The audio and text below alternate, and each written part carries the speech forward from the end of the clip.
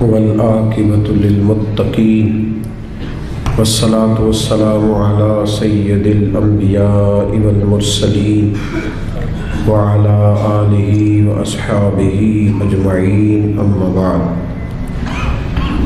اعوذ باللہ من الشیطان الرجیم بسم اللہ الرحمن الرحیم وَلَا تَحْسَبَنَّ اللَّهَ غَافِلًا عَمَّا يَعْمَلُ الظَّالِمُونَ صدق اللہ العظیم وصدق رسولہ النبی الکریم ان اللہ وملائکتہ یصلون علی النبی یا ایہا الذین آمنوا صلوا علیہ وسلموا تسلیما اللہم صل علی سیدنا ومولانا محمد معدن الجود والکرم وآلہ وصحبہ وبارک وسلم۔ حمد و صلات کے بعد عزیز دوستوں، بزرگوں اور بھائیوں، اللہ تبارک و تعالیٰ نے انسان کو انسان کی ضرورت بنایا ہے، انسان کو انسان سے وابستہ کیا ہے اور اس کو یہ حکم دیا ہے کہ اگر کچھ لوگ تیرے ماتحت ہوں، تیرے زیر دست ہوں، تو انہیں ان کے ساتھ کوئی زیادتی نہیں کرنی، کوئی ظلم روا نہیں رکھنا۔ اگر اللہ اپنے فضل سے، اس کی تقسیم ہوتی ہے نا، کسی کو چھوٹا بناتا ہے تو کسی کو بڑا بناتا ہے، کسی کو مالدار بناتا ہے، کسی کو غریب بناتا ہے، یہ اس کی حکمت کے تقاضے ہوتے ہیں۔ فرمایا کہ اگر تجھے میں صاحب اختیار کروں یا صاحب اقتدار کروں، یا میں اپنی حکمت کے تقاضوں کے تحت کسی جگہ تجھے کسی پر کوئی فوقیت یا کوئی قبضہ عطا کروں، تو تو نے ظلم سے بچنا ہے، کسی کے ساتھ کوئی زیادتی نہیں کرنی۔ اسلام اس قدر زیادہ اس بات کو ناپسند کرتا ہے، تکلیف دینے کو، ظلم کرنے کو، کہ نبی کریم علیہ السلام نے فرمایا کہ اگر تمہارے پاس کوئی شخص سویا ہوا ہو، تم نے اونچی آواز میں قرآن پاک کی تلاوت بھی نہیں کرنی، تم نے ذکر بھی اونچا نہیں کرنا، جس سے کسی شخص کو کوئی بھی جسمانی، روحانی، اعصابی تکلیف پہنچے، وہ کام نہ کرو، اس سے بچو۔ اگر انسان ساری زندگی صرف اپنے آپ کو سیف کرنے کے چکر میں رہے اور پھر یہ پروگرام بنا لے کہ اگر میں نرم پڑوں گا تو پھر میرا لوگوں پہ روب کیسے قائم رہے گا، اگر میں تھوڑا سا ڈھل جاؤں گا تو لوگ تو اس کا ناجائز فائدہ اٹھائیں گے، تو بھئی لوگ تو اٹھائیں گے۔ نبی کریم صلی اللہ علیہ وسلم نے فرمایا، یہ جامع ترمذی میں موجود ہے، حضور علیہ السلام فرماتے ہیں مومن نرم دل ہوتا ہے لیکن سامنے والا اسے بیوقوف سمجھ لیتا ہے، حالانکہ وہ نرم دل ہوتا ہے۔ لوگ سمجھتے ہیں کہ شاید اسے ساری باتوں کا پتہ، ساری خبر ہوتی ہے، وہ جان رہا ہوتا ہے، لیکن چونکہ اللہ نے نرم دل بنایا، اب وہ کیا کرے؟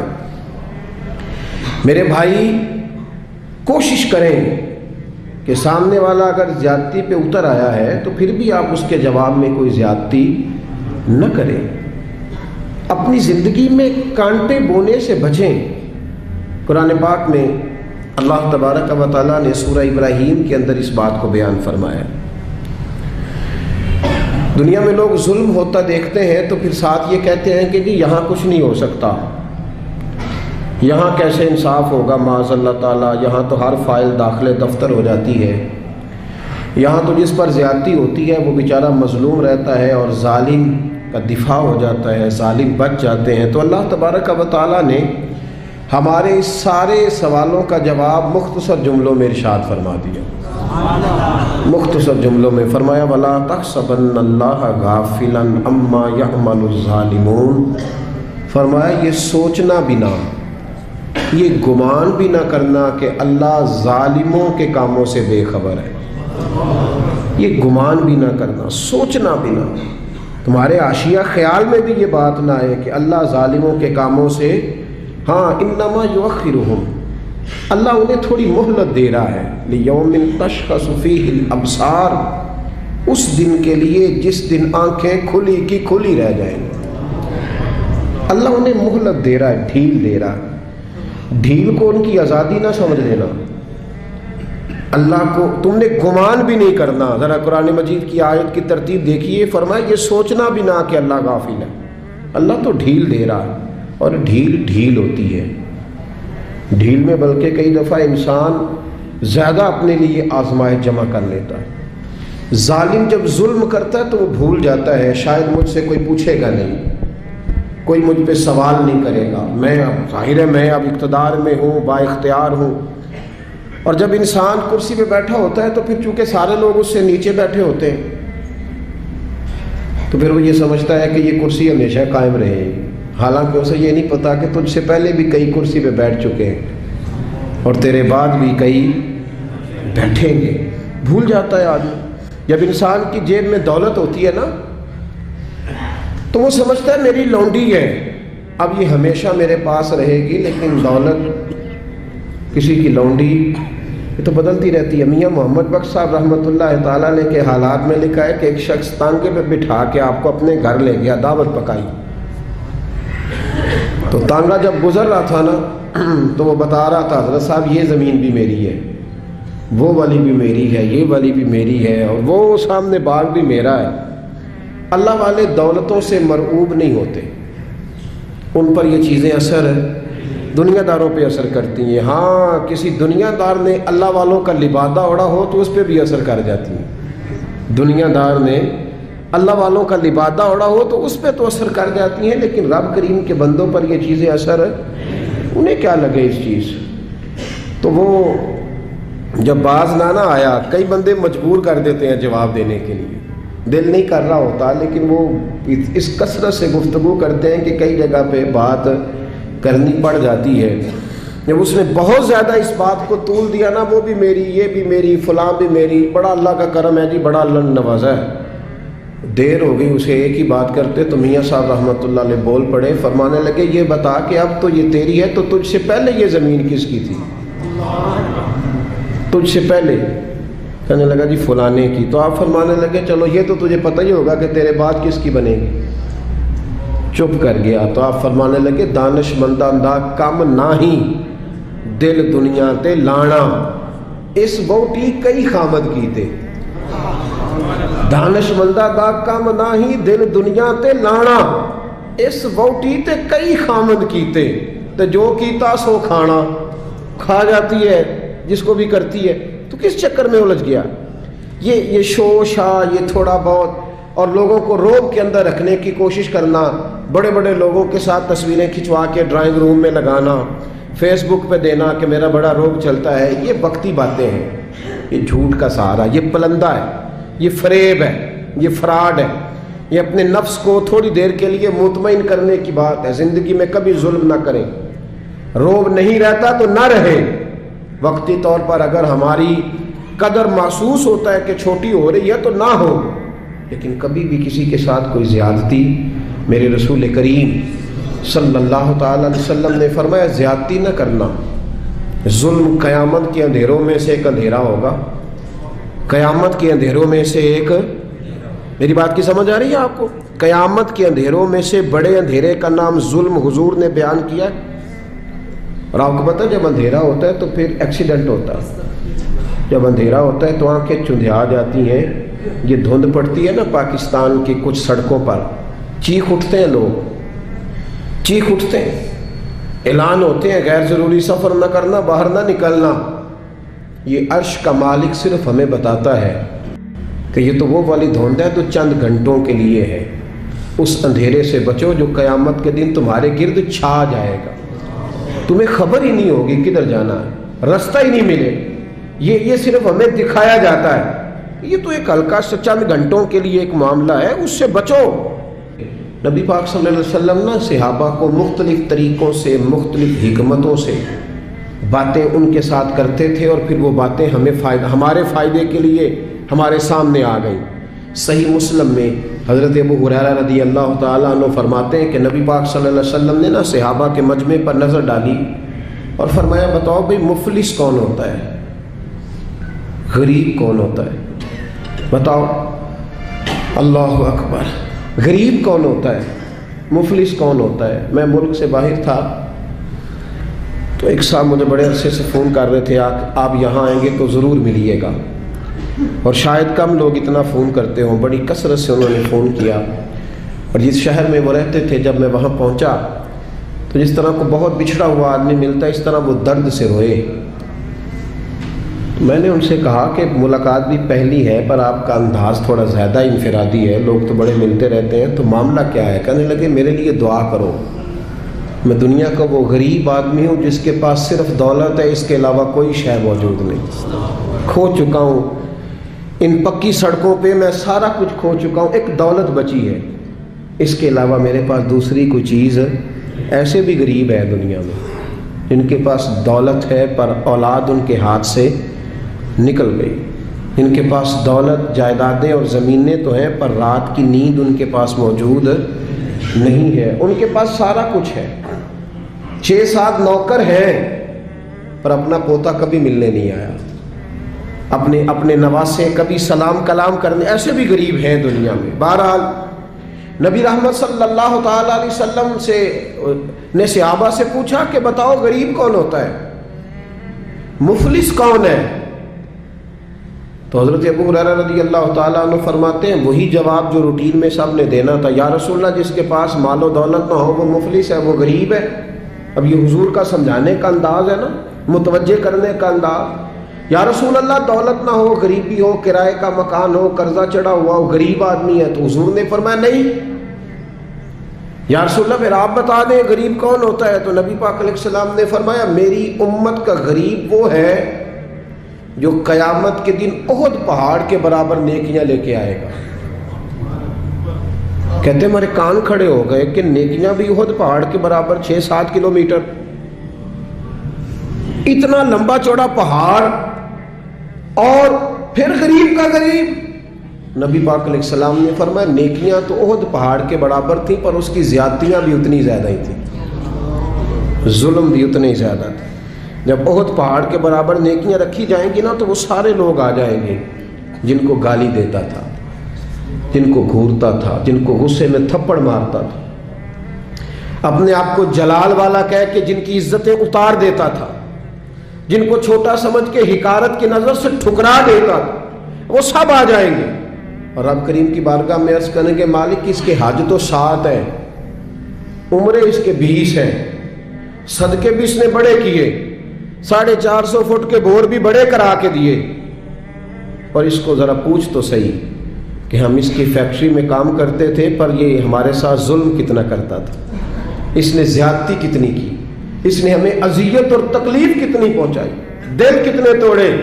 तो मेरे रसूल करीम सल्लल्लाहु ताला अलैहि वसल्लम फरमाते हैं रब करीम उसकी नेकियां देनी शुरू फरमा देगा। वो जिसको थप्पड़ मारा था कुछ नेकियां उसे मिल जाएंगी, वो जिसको दुर्रे से मारा था कुछ नेकियां उसे मिल जाएंगी, वो जिसको गाली दी थी कुछ नेकियां उसे मिल जाएंगी, वो नेक परहेजगार आलिम दीन जिसकी चौक में बैठकर गीबत की थी, जिसे बुरा कहा था, कुछ नेकियां उसे मिलेंगी।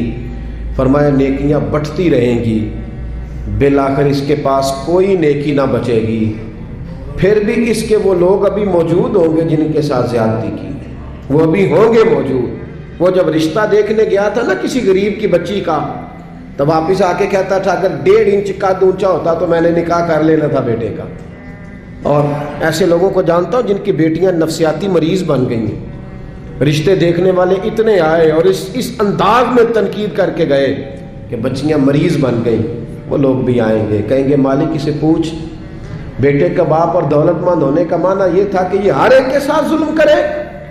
महबूब फरमाते जब नेकियां खत्म हो जाएंगी तो फिर जिनके साथ ज्यादतियां की थी उनके गुनाह इसके ऊपर डालने शुरू किए जाएंगे, फिर गुनाहों का बोझ उठाएगा। हमें तो पता नहीं कब ख्याल आएगा, लेकिन हजरत अबू हुरैरा कहते हैं बात ख़त्म करते हुए मेरे नबी की आंखों में आंसू आ गए, हुजूर रो पड़े और महबूब फरमाने लगे ये मेरी उम्मत का वो गरीब है जिसके पास उहद पहाड़ के बराबर नेकियां थी पर अब गरीब रह गया। और भाई थोड़ा सा ज़ुबान का कंट्रोल, थोड़ा सा लबो लहजे का कंट्रोल, थोड़ा सा अपने गुस्से पे सब्र, थोड़ी देर की एहतियात। हम अजियत देते हैं, तकलीफ देते हैं। جب ہمارے سامنے والا شرمندگی سے زمین میں گھڑتا ہے تو ہمیں خوشی ہوتی ہے، جب ہمارے سامنے بیٹھنے والا شرم سے نظریں جھکاتا ہے تو ہم اپنا قد اونچا محسوس کرتے ہیں، اور جب وقت کا حکمران دیکھتا ہے کہ اب کچھ لوگ رو رہے ہیں، اور جب بڑا آفیسر سمجھتا ہے میں آفیسر کب بنوں گا جب میں اپنے ماتحتوں کو برا بھلا نہ کہہ لوں گا، اور جب ہاتھ میں ڈنڈا پکڑنے والا سمجھتا ہے کہ یہ میں نے کسی کو مارا نہ تو پکڑنے کا معنی کیا ہوا، اور ہاتھ میں بندوق پکڑنے والا کہتا ہے کہ اگر گولی چلی نہ تو اس کو تو زنگ لگ جائے گا، چاہے کسی مظلوم پہ ہی چل جائے، کسی نہتے پہ ہی چل جائے، اور یہاں جو حکمران ہوتے ہیں وہ کہتے ہیں کہ ہم تو ابھی صدمے میں ہیں، آنکھ کھلے گی تو بات کریں گے، نہ ادھر ادھر کی تو بات کر، یہ بتا کہ قافلہ کیوں لٹا، مجھے رہزنوں سے غرض نہیں تیری راہبری کا سوال ہے۔ او بھائی، ہم روز ظلم خرید رہے ہیں اپنے لیے، روز زیادتی جمع کر رہے ہیں اپنے لیے۔ میرے رسول کریم صلی اللہ تعالی علیہ وآلہ وسلم نے فرمایا جس نے زمین کے بالشت بر ٹکڑے پر ظلم کیا، ایک بالشت، ایک گٹ، جس نے زمین کے بالشت بھر ٹکڑے پر ظلم کیا، اللہ تعالیٰ قیامت کے دن 7 زمینوں کا توق بنا کے اس کے گلے میں ڈال دے گا، پھر اس کی گردن ٹوٹنے پہ آئے، پھر وہ ہائے ہائے کرے گا، لیکن اسے اس وقت معافی نہیں ملے گی۔ آج موقع ہے وہ معافی مانگے، درگزر کا سوالی بنے، بچے اس ظلم سے، بچے اس جس کو پتہ چل گیا ہے کہ میرا بیٹا اپنی بیوی کے ساتھ درست طریقے سے نہیں رہ رہا، اس باپ کا فرض نہیں ہے اپنے بیٹے کو ڈانٹنا کہ اس نے طرفدار بننا، جس کو سمجھ آ گئی ہے، جس کو خیال آ گیا ہے، جس کو اس بات کی سمجھ آ گئی ہے کہ میری بہو کے ساتھ زیادتی ہو رہی ہے یا میری بیٹی کے ساتھ ظلم ہو رہا ہے، تو اگر وہ ساتھ کھڑا ہی نہیں ہو رہا، اور پھر نبی پاک علیہ السلام نے تو ہمیں ہر پہلو پر سمجھایا ہے، میرے کریم محبوب نے تو کوئی ایسی چیز چھوڑی نہیں جو ہمیں سمجھائی نہ جائے۔ اللہ کے حبیب فرماتے ہیں اپنے بھائی کی مدد کرو چاہے وہ ظالم ہو یا مظلوم ہو۔ یا رسول اللہ، مظلوم کی مدد تو سمجھ میں آتی ہے، ظالم کی کیسے مدد کریں؟ تو حضور نے فرمایا اسے ظلم کرنے سے روک دو، یہ تمہاری مدد ہے اس کے لیے، ورنہ جہنم میں چلا جائے، اس کی مدد کرو، اسے روکو۔ جب لوگ ظلم کر رہے ہوتے ہیں تو کہتے ہیں کیسے پتہ چلے گا، ہم چھپ کے کر رہے ہیں، کون ہے دیکھنے والا؟ جب ظلم کر رہے ہوتے ہیں تو کہتے ہیں میں نے وہ سارے جن جگہوں سے میں پکڑا جا سکتا تھا وہ سارے دروازے بند کر کے آیا ہوں، میں نے ہر ایک کو خرید لیا ہے۔ زندگی کے 6 مہینے، 6 سال، 10 سال، 15 سال انہیں محسوس ہوتا ہے کہ کسی کو بھی نہیں پتا چلا، کوئی بھی سامنے نہیں آیا، لیکن میرے بھائی خون پھر خون ہے، یہ ٹپکے گا تو جم جائے گا، دست قاتل پہ جمے یا کف صحرا پہ جمے، یہ جم جایا کرتا ہے۔ ظلم جو ہوتا ہے وہ کبھی بھی اس کے زخم صاف نہیں ہوتے، وہ باقی رہتے ہیں، وہ ہمیشہ موجود رہتے ہیں، ان میں کمی نہیں آتی، اور جس پر ظلم ہوتا ہے اسے کبھی ظلم بھولتا، بولیے ظلم بھولتا خوشی۔ شاہ کسریٰ نے اپنے بچے کو، بیٹے کو، جب ایک ہی اس کا بیٹا تھا تو اس کے دل میں یہ خیال آیا کہ میں اسے علوم و فنون سارے سکھانا چاہتا ہوں۔ اس نے اپنے بیٹے کو گھوڑ سواری بھی سکھائی، تیر اندازی بھی سکھائی، سیاست بھی سکھائی، فن حرب و ضرب بھی سکھایا۔ پھر خیال آیا کہ میرا بیٹا کچھ اخلاق بھی سیکھے، دینداری بھی سیکھے۔ ایک درویش تھے شیخ حسن، ان سے کہا کہ حضرت میں چاہتا ہوں کہ میرے بیٹے کو گھر آ کے پڑھا دیا کریں۔ توجہ ہے میری بات پر؟ میرے بیٹے کو، تو حضرت فرمانے لگے کہ اگر تیرے بیٹے نے پڑھنا ہے تو میں نہیں گھر آؤں گا، وہ میرے گھر آئے گا۔ تو وہ کہنے لگا حضور میں بھی دیکھ ہی رہا تھا، مجھے بھی ایسا خوددار عالم ہی چاہیے تھا، خوددار عالم چاہیے تھا۔ بہرحال حضرت کے گھر وہ پڑھنے جانے لگا تو مسلسل 6 سال وہ طالب علم پڑھنے گیا، اور عام طالب علموں کے ساتھ اس شہزادے نے بیٹھ کر تعلیم حاصل کی۔ جب تعلیم اس کی مکمل ہو گئی، وہ مکمل طور پر فارغ ہو گیا، فنون اس نے پڑھ لیے، علم و ادب اس نے سیکھا، اخلاقی باتیں اس نے سیکھی، دین کے حوالے سے ضروریات سے حضرت نے اس کو آگاہ کیا۔ جب کافی حد تک وہ ان چیزوں کو سمجھنے لگا تو ایک دن بلایا اس کے والد کو کہ اب تیرے بیٹے کی تعلیم مکمل ہوگی۔ اور محدث اعظم پاکستان رحمۃ اللہ تعالی علیہ فرمایا کرتے تھے کہ مجھے میرے استادوں نے جب دستار فضیلت کی تھی تو میں نے وہ پگڑی کا کپڑا سنبھال کے رکھا ہے، اور جب میں مروں گا تو میں نے اپنے بچوں کو وصیت کی ہے کہ مجھے کفن بھی اسی میں دینا، اس لیے کہ میرے اساتذہ نے یہ گواہی دی ہے کہ اب یہ دین کا چھوٹا سا طالب علم بن گیا۔ ایک دن نا جب فارغ ہو گیا تو استاد نے اسپیشل بلایا، کہا شہزادے کوئی کام ہے گھر آؤ، تو وہ طالب علم تھا، وہ گھر آیا۔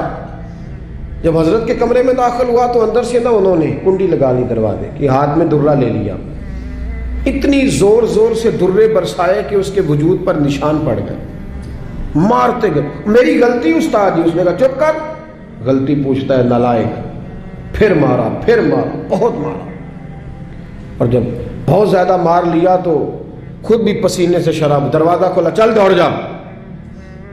شہزادہ تھا نا، باہر کھڑا ہو کے کہنے لگا حضور آپ ظلم کر رہے ہیں، مجھے بتائیں تو صحیح میری غلطی کیا ہے، غلطی بتا کے مارے تو ٹھیک ہوا، فرمایا میں تجھے غلطی بتاؤں گا، چل نکل جا۔ اس نے گھر جا کے اپنے ابا سے کہا بادشاہ سلامت سے کہ استاد جی نے ناجائز مارا ہے۔ بادشاہ سمجھدار تھا، کہنے لگا بیٹا جو قومیں اساتذہ کو کٹہروں میں کھڑا کرتی ہیں وہ کبھی کامیاب نہیں ہوتی، استاد کبھی ناجائز نہیں مارا۔ اگر فزکس کیمسٹری کا ہو تو وہ ناجائز نہیں مارتا، لیکن اگر 8,000 کا مولوی ہو تو پھر وہ ناجائز ہی مارتا ہے۔ پھر سویرے اماں آئی جاتی ہے، کہتی تو مسیتے رہنا ہے کہ جا جانا ہے، 8,000 تنخواہ ہے تو میرا 60 کروڑ کا منڈا ہے، میں غلط نہیں کہہ رہا، میں صحیح کہہ رہا ہوں۔ وہ اگر فزکس کا استاد ہو نا جو 10,000 روپیہ لیتا ہے تو پھر تو ٹھیک ہے، لیکن اگر بیچارہ غریب امام مسجد ہو تو پھر تو وہ شہزادے کو آگ نہیں لگا سکتا۔ یہ تقسیم ہے ہماری، یہ ظلم ہے۔ تو بادشاہ نے کہا کہ بیٹا اساتذہ ناجائز نہیں مارتے، تیری کوئی غلطی ہوگی جس کی تجھے نہیں خبر، استاد جانتے۔ اس نے کہا نہیں ابا میں وہاں رہا ہوں، کوئی بات ہوتی تو مجھے بھی پتہ ہوتی، اور پھر اگر اتنی سخت بات تھی جس پہ اتنا مارا کہ میرے وجود پہ نشان پڑ گئے، مجھے بتایا جاتا۔ اس نے کہا بہرحال میں تیرے استاد کو کٹہرے میں کھڑا نہیں کر سکتا، وہ تیرا استاد ہے، بڑے لوگ ایسی باتیں کرتے تھے۔ اب اس نے اپنی اماں سے کہا کہ اماں میرے دل سے بات نہیں جاتی، میرے ساتھ ظلم ہوا ہے، استاد نے قصداً مارا ہے، بلا وجہ مارا ہے، تعلیم سے فارغ ہونے کے بعد مارا ہے، سمجھ نہیں آتی۔ تو اماں کہنے لگی بیٹا تیرے ابا نے نہ کر دیا تو اب ہاں کون کرائے گا؟ اور بادشاہ سلامت ہے، سخت مزاج آدمی ہے، میرا بیٹا تو صبر ہی کر۔ بچے نے صبر تو کر لیا پر اندر سے بات گئی نہیں، ظلم ہوا تھا نا۔ 30-35 سال بیت گئے، اس کے باپ کا انتقال ہوا تو وہ بادشاہ بن گیا۔ شیخ حسن بوڑھے ہو گئے تھے، یہ بھویں سفید ہو کے جھک گئی تھی، دونوں ہاتھوں سے لاٹھی پکڑتے تھے پھر بھی مشکل سے چلتے تھے۔ پہلے دن تخت نشین ہو کے شہزادے نے پہلا حکم یہ جاری کیا کہ میرے استاد کو حاضر کرو۔ 3-4 سپاہی بھیجے کو بابے کو پکڑ کے لاؤ جیسے بھی آ سکتا ہے، لے آئے۔ حضرت کو لا کے جب صاحب نے کھڑا کیا تو کہا استاد جی ناراض نہ ہونا، بوڑھے ہیں کمزور ہیں شک کوئی نہیں، پر میں کیا کروں، آج بھی دردیں اسی طرح میری تازی ہیں، سوچتا ہوں تو پھر مجھے اسی طرح جلن محسوس ہوتی ہے، بتاؤ کیوں مارا تھا؟ تو شیخ حسن رو پڑے، کہنے لگے بیٹے بس اللہ سے میں نے دعا کی تھی کہ اس دن کے لیے مجھے زندہ رکھے، وہ دن آ گیا، میں نے آج کے دن کے لیے تجھے مارا تھا، بس آج جو دن آیا اسی لیے مارا۔ کہا حضور کیا مطلب؟ اب فرمانے لگے کتنی دیر ہو گئی تجھے مار پڑے ہوئے؟ کہا 35 سال۔ آج کیوں بلایا ہے؟ بھولا تو نہیں نا 35 سالوں میں؟ کہا حضور نہیں بھولا، تو آج کیوں بلایا؟ کہا میں آج صاحب اختیار ہوا ہوں تو بلا لیا۔ تو آپ فرمانے لگے بیٹے مجھے پتا تھا ایک دن تو بادشاہ بنے گا، اس لیے تجھے مارا تھا، ناجائز نہ کسی کے ساتھ ظلم کرنا۔ اگر تجھے 35 سال نہیں نہ بھولا تو جس کے ساتھ تو ظلم کرے گا اسے بھی قیامت تک نہیں بھولے گا۔ اور فرمایا آج تو با اختیار ہوا ہے تو تو نے مجھے کٹہرے میں بلا لیا ہے، قیامت کے دن اللہ سارے مظلوموں کو با اختیار کر دے گا، سارے مظلوم با اختیار ہوں گے اور سارے ظالم کٹہروں میں کھڑے ہوں گے، پھر تجھ سے ایک ایک بات کا حساب پوچھیں گے۔ شہزادہ کھل کے رویا، استادوں کی دست بوسی کی، تحائف دیے، کہنے لگا رب آپ کا بھلا کرے، آپ نے مجھے صرف علم نہیں سکھایا، تجربہ کر کے مجھے آپ نے علم محسوس کرنا بھی بتا دیا، مجھے احساس ہو گیا کس طرح کر کہ بھئی یہ نہیں بھولا کرتا، آپ یقین کریں یہ نہیں بھولتا۔ کسی کو لوگ گالی دے دیتے ہیں نا، گالی، وہ غریب آدمی ہوتا ہے بیچارہ، چھوٹا آدمی، وہ جواب نہیں دے پاتا، لیکن جب اس شخص کے، اس چودھری کے، سیٹ کا مسجد میں جنازے کا بھی اعلان ہوتا ہے تو پھر بھی گالی یاد آتی ہے، ہاں یہ نہیں بولتی، کیا کرے، ظلم جو کیا ہے، غلط گالی جو نکالی، لوگ جنازہ پڑھنے تک چلے جاتے۔ حضرت وہب ابن منبہ رحمۃ اللہ علیہ فرماتے ہیں بنی اسرائیل کا ایک بادشاہ تھا، محل اس نے اپنا تعمیر کرنا تھا۔ یہاں ہمارے ہاں پتہ کیا ہوتا ہے، یہاں ہمارے ہاں اللہ تعالیٰ خیر کرے پورے کے پورے گاؤں سوسائٹیاں بنانے کے لیے اٹھا دیے جاتے ہیں۔ یہاں کہتے ہیں کہ ہم باؤنڈری کرنے لگے ہیں، اگر زمین ہمیں نہیں دو گے تو بند کر دیں گے راستہ ہی تمہارا، کیونکہ ہم نے آگے سے بھی خرید لی اور پیچھے سے بھی۔ کس نے اجازت دی؟ نبی پاک صلی اللہ علیہ وسلم نے تو کہا جو رستے کا خالی نشان مٹائے وہ بھی لعنتی ہے، جو نشان مٹا دے اور جو رستہ ہی کسی کا بند کر دے۔ لیکن چونکہ اس کے پاس دولت ہے اور اوپر تک اس کے ہاتھ مل گئے، اب اسے کو منع کر سکتا ہے؟ اور اتنے بڑے آدمی کا تو کوئی نام لے کے بھی بات نہیں کر سکتا، ڈر آتا ہے، اس لیے کہ بڑی لمبی دور دور تک ان کی باتیں ملی ہوئی ہیں لوگوں کے ساتھ، لوگ ذکر کرنا بھی پسند نہیں کرتے۔ وہب ابن منبہ رحمۃ اللہ تعالیٰ علیہ فرماتے بنی اسرائیل کا ایک بادشاہ اپنا محل بنا رہا تھا، ایک بوڑھی عورت کی کٹیا بھی محل میں آ گئی، جھونپڑی، بیوہ عورت ہے، لاوارث ہے، اولاد کوئی نہیں۔ بادشاہ نے اس کو کہا کہ اماں جتنے پیسے تو کہے گی نا میں دے دوں گا، میرے ہاتھ بیچ ڈال۔ تو کہنے لگی میں دیہاتی عورت ہوں، پتہ ہے نا بچے ٹاؤن میں چلے جاتے ہیں پر ابا کہتا ہے مجھے گاؤں میں رہنے دو، اماں کہتی ہے کہ میرا یہیں دل لگتا ہے، میں یہیں ٹھیک ہوں۔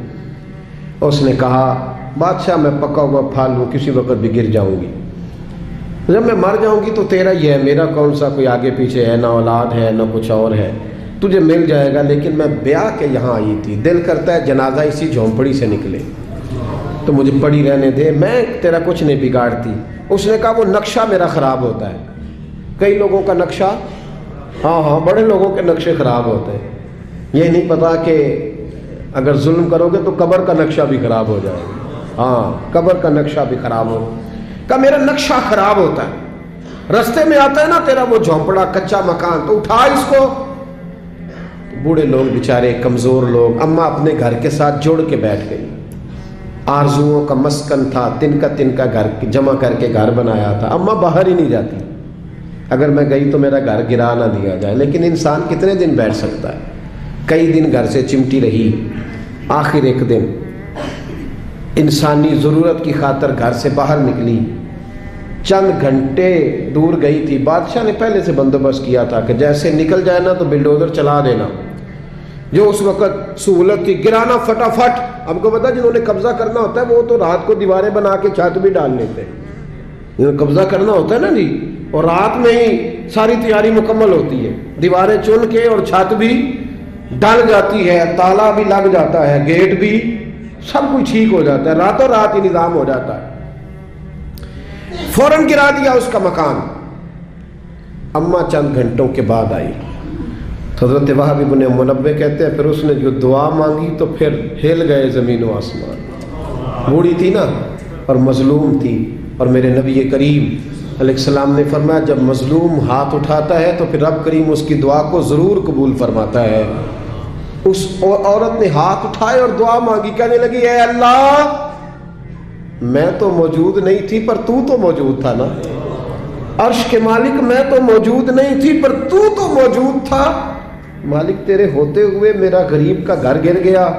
رب کریم نے حضرت جبریل امین کو حکم دیا کہ ذرا دوڑ کے جاؤ اور اس بادشاہ کا محل اٹھا کے اس کے اوپر گرا دے اور یہ بستی تباہ کر دے۔ جن لوگوں نے ایک مظلوم کی ساری کٹیاں بہا دی، کہا وہ محل، وہ مستری، وہ ساتھ شامل ہونے والے، وہ انجینئر، وہ ایک ہی جگہ تباہ کر دیے گئے۔